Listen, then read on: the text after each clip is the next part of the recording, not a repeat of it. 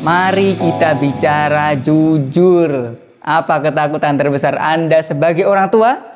Anak Anda tidak naik kelas? Tentu tidak.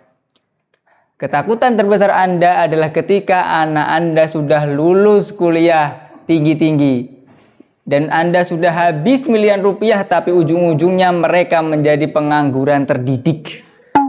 Kenapa? Karena skill mereka tidak laku. Per hari ini kita harus mulai berhenti melihat ijazah sebagai tiket sukses. Ijazah SD, SMP, SMA, bahkan sarjana sekarang seringkali hanya menjadi bukti bahwa anak Anda pernah sekolah, bukan bukti bahwa anak Anda bisa bekerja. Kita sedang terjebak dalam delusi massal bahwa selembar kertas bisa menjamin isi piring mereka di masa depan.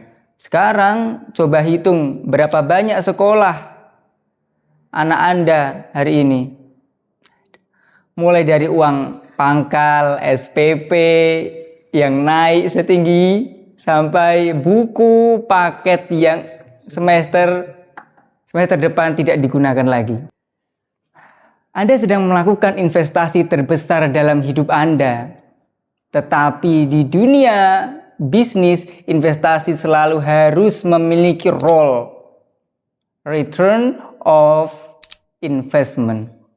Pertanyaannya sekarang, apa role dari sekolah dasar konvensional hari ini? Apa?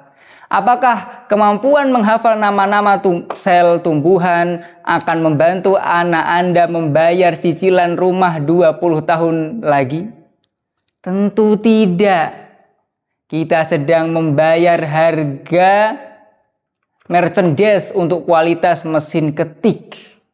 Ini adalah sistem yang kita semua ikuti hanya karena kita takut anak kita berbeda dari orang lain.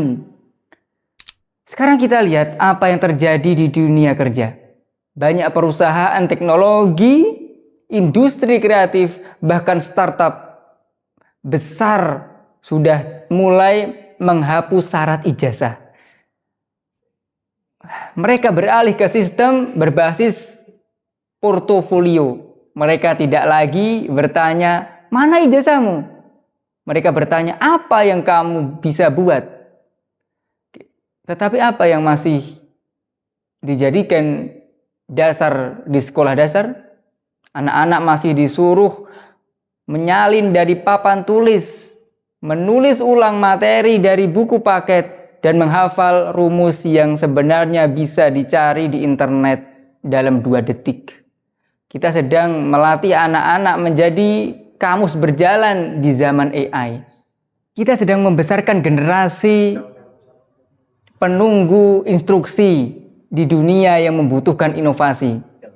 Sekarang coba malam ini Anda cek tas sekolah anak Anda. Buka buku catatannya. Isinya apa? Isinya apa? Sebagian besar hanya salinan dari buku paket. Definisi yang dihafal, kalimat yang diulang. Padahal informasi hari ini bisa ditemukan dalam hitungan detik. Menggunakan apa? AI. Masalahnya bukan lagi siapa yang paling banyak tahu. Masalahnya adalah siapa yang paling mampu memahami dan menggunakan pengetahuan itu. Menghafal itu murah. Berpikir logis itu mahal. Dan setiap orang tua harus tahu itu. Sayangnya sistem pendidikan kita lebih fokus kepada yang murah. Sekarang kita bicara soal ranking. Kalian tahu ranking kan? Banyak orang tua bangga ketika anaknya ranking 1 di kelas. Tetapi kita perlu bertanya jujur. Bertanya jujur. Apakah ranking itu benar-benar mengukur kecerdasan seorang anak? Atau hanya mengukur seberapa patuh anak itu mengikuti instruksi? Renungkan. Seringkali ranking hanya menunjukkan siapa yang paling baik mengerjakan soal yang sudah diprediksi jawabannya. Bukan siapa yang paling kreatif, bukan siapa yang paling berani mencoba hal yang baru. Di dunia kerja modern, salah satu kemampuan yang paling dihargai adalah kemampuan belajar mandiri. Kemampuan mencari jawaban tanpa harus selalu disuruh. Tapi di sekolah, anak-anak justru sering dipaksa mengikuti satu cara yang sama. Semua harus seragam, semua harus mengikuti modul. Kami juga belajar itu di sekolah, di perguruan tinggi. Harus mengikuti modul.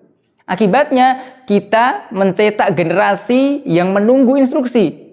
Generasi yang bingung ketika tidak ada yang menyuruh mereka yang harus dilakukan. Sekarang kita bicara tentang teknologi. Banyak orang tua berkata, orang tua nih ya yang udah tua, anak saya pinter main HP. Padahal itu bukan literasi digital. Itu hanya konsumsi digital. Beda kan?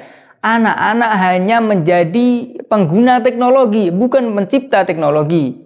Padahal dunia masa depan membutuhkan orang yang mampu menggunakan teknologi untuk menciptakan sesuatu. Bukan hanya untuk hiburan. Jika pendidikan hanya melarang HP tanpa mengajarkan bagaimana teknologi bekerja, maka anak-anak tetap tersesat di dunia digital. Dan teman-teman, guys, sekarang pertanyaannya, apa yang seharusnya kita ajarkan kepada seorang anak? Ada 3 mata uang baru yang akan sangat berharga di masa depan. Pertama, logika berpikir.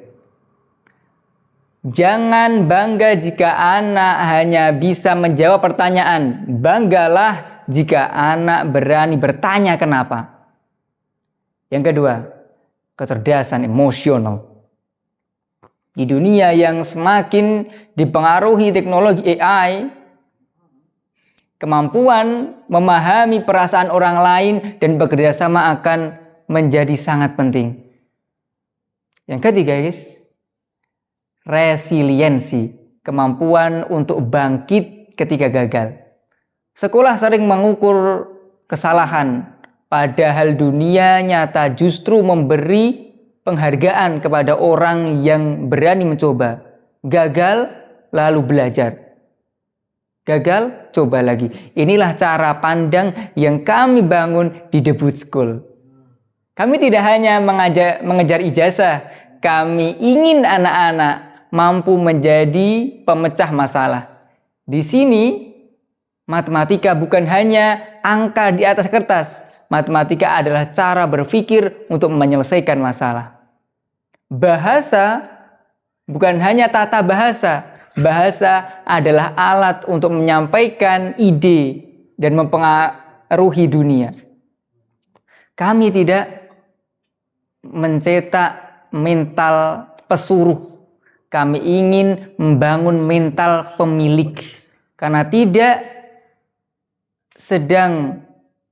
kami tidak sedang menyiapkan anak-anak yang hanya untuk menjadi pekerja. Kami ingin mereka menjadi pemimpin masa depan. Pilihan sekarang ada di tangan Anda.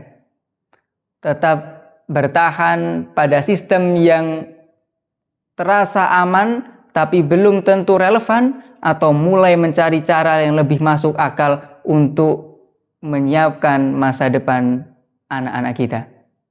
Ingat satu hal, masa depan tidak peduli seberapa tebal map ijazah anak Anda.